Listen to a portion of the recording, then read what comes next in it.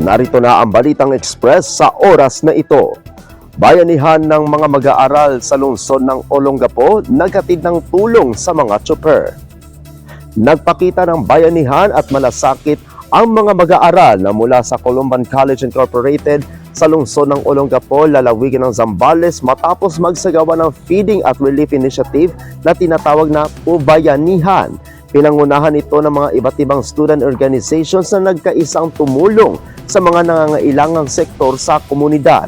Sa pamamagitan ng kusang loob na kontribusyon mula sa kanilang sariling baon at iba pang donasyon, nakalikom ang mga mag-aaral ng sapat na pondo upang makapaghanda ng libreng food packs at mainit na palugaw.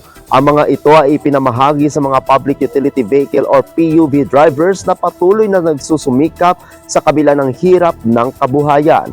Layunin ng programa na makapagbigay ng pansamantalang ginhawa sa mga tsuper na apektado ng pagtaas ng presyo ng mga bilihin.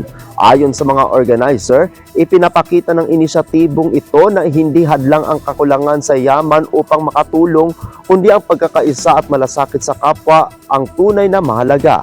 Napasalamat naman ng mga benepisyaryong tsuper sa tulong ng kanilang natanggap na anilay malaking bagay sa kanilang araw-araw na biyahe.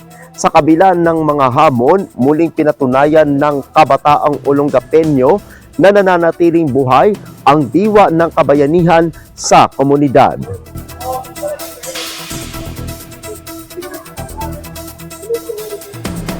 Abangan ang iba pang mga balita mamayang alas 9:30 ng gabi sa Philippine Headlines.